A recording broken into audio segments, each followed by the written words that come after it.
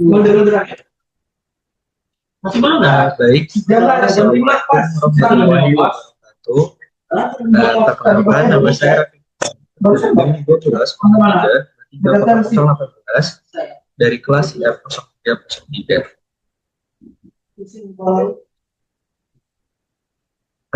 Pada video ini saya akan menyampaikan ringkasan sekaligus refleksi pribadi dan rangkaian kuliah tamu yang telah saya ikuti. Fokus utama pembahasan saya adalah mengenai profesionalisme di bidang informatika, pentingnya etika, soft skill, serta prinsip belajar sepanjang waktu yang harus dimiliki oleh seorang profesional IT. Melalui kuliah tamu ini, saya menyadari bahwa menjadi lulusan informatika tidak cukup hanya menguasai kemampuan teknis, tapi juga harus memiliki sikap dan tanggung jawab profesional dalam menghadapi dunia kerja yang terus berkembang.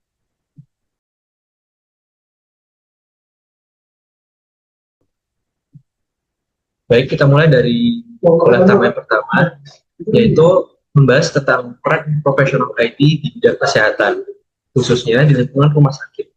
Dari materi ini, saya memahami bahwa teknologi informasi di rumah sakit memiliki peran yang sangat penting karena berkaitan langsung dengan keselamatan pasien. Sistem seperti sistem informasi rumah sakit, laboratorium, dan pengelolaan data medis saling terhubung dan menjadi penopang utama pelayanan kesehatan. Kesalahan kecil pada sistem dapat berdampak besar pada proses medis, bahkan beresiko membahayakan pasien. Selain kemampuan teknis, seorang profesional IT di bidang kesehatan harus memiliki kemampuan komunikasi yang baik. Ini penting karena tenaga IT perlu berkoordinasi dengan dokter dan perawat yang memiliki latar belakang non-teknis.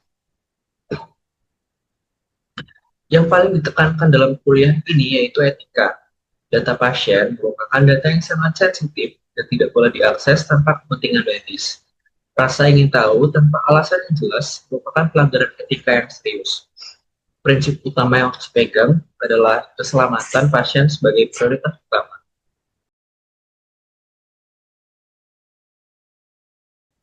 Selanjutnya, yaitu kuliah tamu yang kedua, membahas tentang peran teknologi informasi dalam pemerintahan, khususnya dalam pembangunan dan pengelolaan ibu kota Nusantara. Pemerintahan digital menjadikan teknologi sebagai fondasi utama pelayanan publik. Dalam konteks ini, profesional IT memiliki akses terhadap data publik yang bersifat penting dan strategis. Oleh karena itu, integritas menjadi nilai yang sangat krusial. Akses terhadap sistem tidak boleh disalahgunakan untuk kepentingan pribadi atau kelompok tertentu. Tantangan yang sering muncul adalah tekanan untuk bekerja cepat.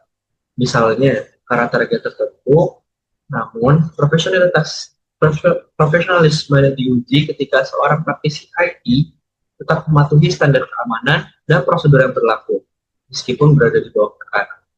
Selain itu, penggunaan teknologi canggih seperti sistem pengawasan digital harus dibatasi oleh pertimbangan etika agar tidak melanggar privasi masyarakat. Dari kuliah ini, saya belajar bahwa teknologi yang canggih harus selalu diimbangi dengan tanggung jawab.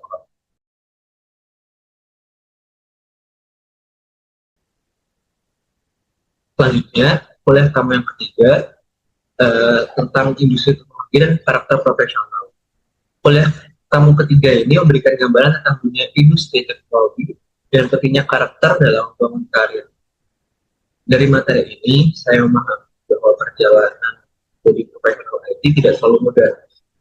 Kesulitan dalam memahami programan adalah hal yang wajar, terutama di tahap-tahap awal. Namun yang paling penting adalah kemauan untuk memahami konsep dasar secara mendalam, seperti logika algoritma dan pemrograman berorientasi objek. Etika profesi juga menjadi bagian penting dalam dunia industri.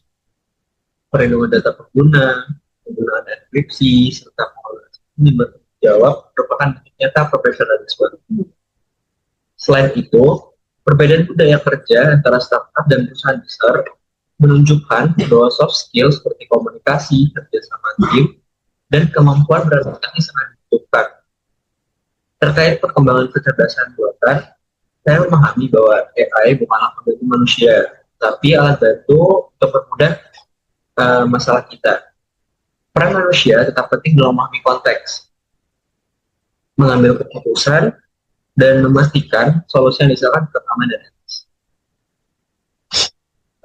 Dari ketiga pola tersebut, saya menyadari bahwa profesi informatika menuntut prinsip belajar sepanjang waktu.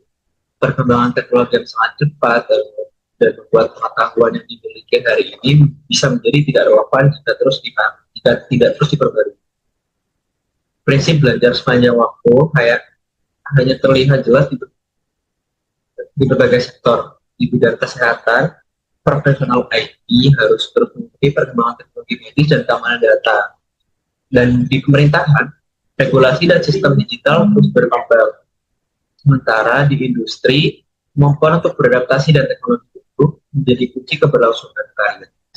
Sebagai mahasiswa informatika, saya menyadari bahwa tanggung jawab belajar tidak hanya berada di ruang kelas saja.